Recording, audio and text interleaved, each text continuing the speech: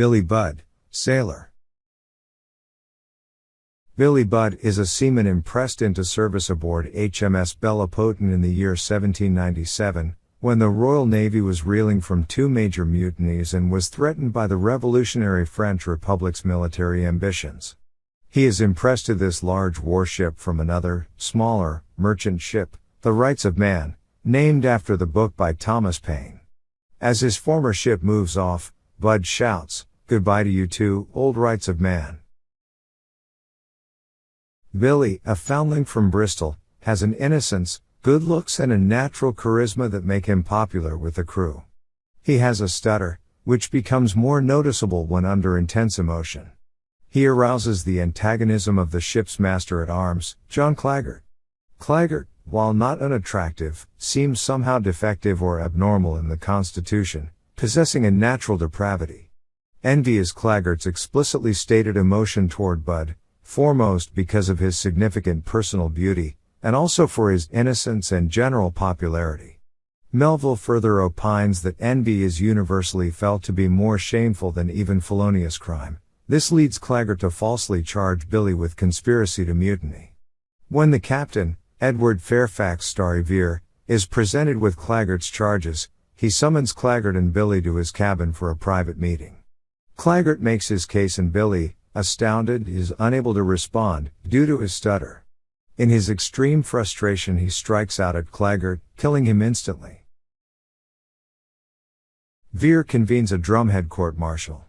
He acts as convening authority, prosecutor, defense counsel and sole witness, except for Billy.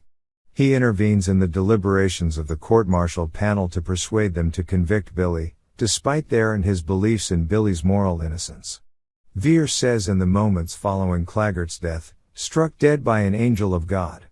Yet the angel must hang." Vere claims to be following the letter of the Mutiny Act and the Articles of War. Although Vere and the other officers do not believe Claggart's charge of conspiracy and think Billy justified in his response, they find that their own opinions matter little. The martial law in effect states that during wartime the blow itself, fatal or not, is a capital crime. The court-martial convicts Billy following Vere's argument that any appearance of weakness in the officers and failure to enforce discipline could stir more mutiny throughout the British fleet. Condemned to be hanged the morning after his attack on Claggart, Billy before his execution says, "God bless Captain Vere." His words were repeated by the gathered crew in a resonant and sympathetic echo. The novel closes with 3 chapters that present ambiguity. Chapter 28 describes the death of Captain Vere. In a naval action against the French ship, Athée, the Atheist, Captain Vere is mortally wounded. His last words are "Billy Budd, Billy Budd." Chapter 29 presents an extract from an official naval gazette purporting to give the facts of the fates of John Claggart and Billy Budd aboard HMS Bellepotent, but the facts offered turn the facts that the reader learned from the story upside down. The Gazette article described Budd as a conspiring mutineer likely of foreign birth and mysterious antecedents who is confronted by John Claggart. The master-at-arms, loyally enforcing the law, is fatally stabbed by Budd. The Gazette concludes that the crime and weapon used suggest a foreign birth and subversive character. It reports that the mutineer was executed and nothing is amiss aboard HMS Bellepotent. Chapter 30 is a cheaply printed ballad, Billy and the Darbies, written by one of Billy's shipmates as an elegy.